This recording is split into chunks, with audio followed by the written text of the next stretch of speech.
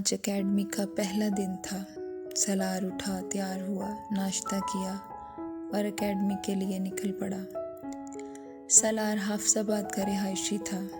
उसका ताल्लुक़ एक बहुत ही अच्छी और पढ़ी लिखी फैमिली से था। सलार अपना कॉलेज ख़त्म करने के बाद यूनिवर्सिटी में एडमिशन के लिए लाहौर आया। यूनिवर्सिटी में एडमिशन के टेस्ट की तैयारी करनी थी, जिसके लिए उसने एकेडमी में दाखिला लिया। दानिया भी उसी एकेडमी में आती थी। सलार ने पहली बार दानिया को देखा। उससे पहली नज़र में ही दानिया अच्छी लगने लगी। सलार लाहौर में हॉस्टल में रहता था और दानिया लाहौर की रहायशी थी। दानिया के घर में सिर्फ उसकी माँ और एक भाई था। दानिया के वालिद उनके साथ नहीं रहते थे। सलार दानिया को दूर से देखता, लेकिन उससे बात करने की हिम्मत नहीं कर पाता था। दानिया भी सलार की तरफ मतवज्जा होने लगी और ऐसे ही दोनों एक दूसरे से बातचीत करना शुरू हो गए। जैसे जैसे वक्त गुजरता गया, दोनों में दोस्ती हो गई और दोस्ती प्यार में बदल गई। सलार और दानिया एक दूसरे को बहुत चाहने लगे। सलार दानिया की हर छोटी से छोटी ख्वाहिश पूरी करने की कोशिश करता था। आज दानिया की सालगिरह थी और सलार ने उसके लिए सरप्राइज पार्टी रखी। दानिया भी सलार के साथ बहुत खुश थी। सलार की ज़रा सी नाराज़गी से दानिया की जैसे ज़िंदगी ही रुक जाती थी। दोनों एक दूसरे को बहुत ज़्यादा चाहते थे। सलार तय कर चुका था अपनी पढ़ाई मुकम्मल करने के बाद जैसे ही वो अच्छी नौकरी करेगा, वो दोनों शादी कर लेंगे। सलार ने अपना हर ख्वाब दानिया के साथ देखा था।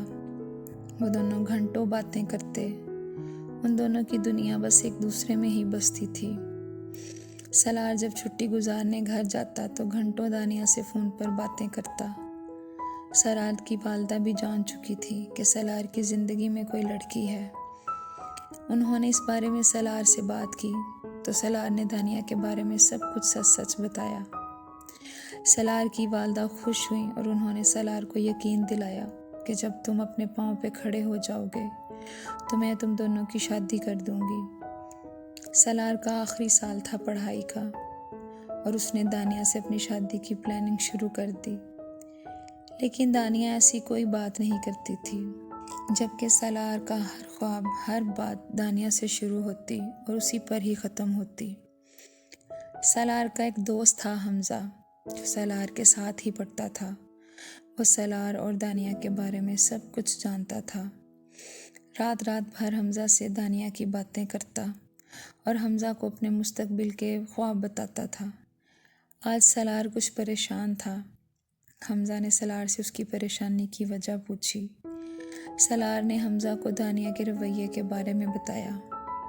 हमज़ा ने सलार से कहा कि तुम दानिया से इस बारे में बात करो। सलार और दानिया की पढ़ाई मुकम्मल हो चुकी थी और सलार अपनी इंटर्नशिप कर रहा था। सलार ने दानिया को कहीं बाहर मिलने के लिए कहा।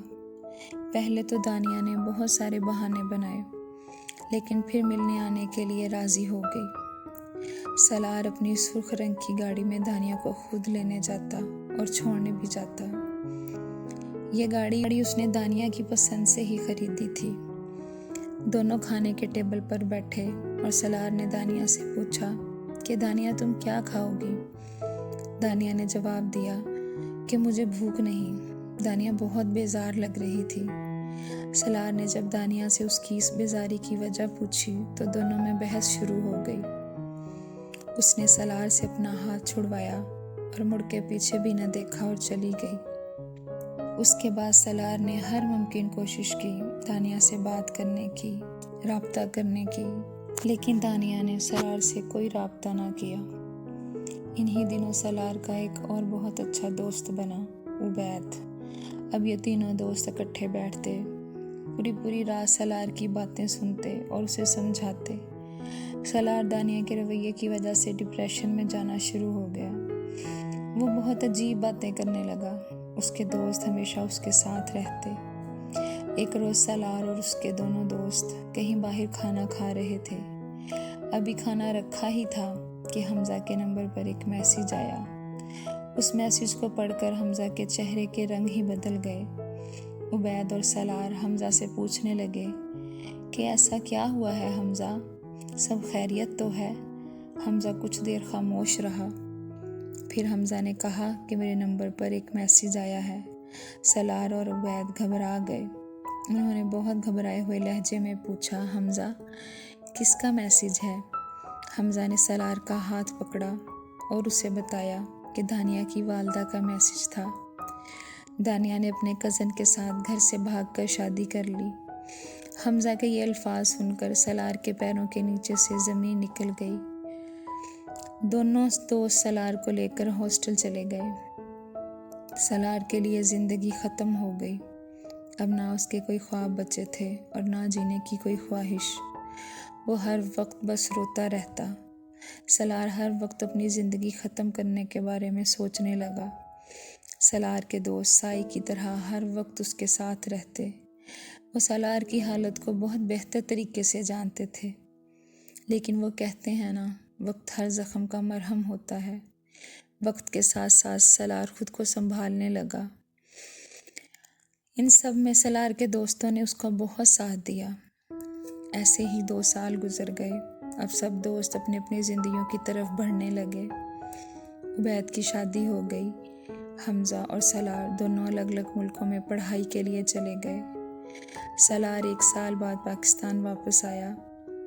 उबैद उसे एयरपोर्ट से लेने गया। उबैद सलार को देखकर काफ़ी खुश था क्योंकि सलार काफ़ी संभल चुका था।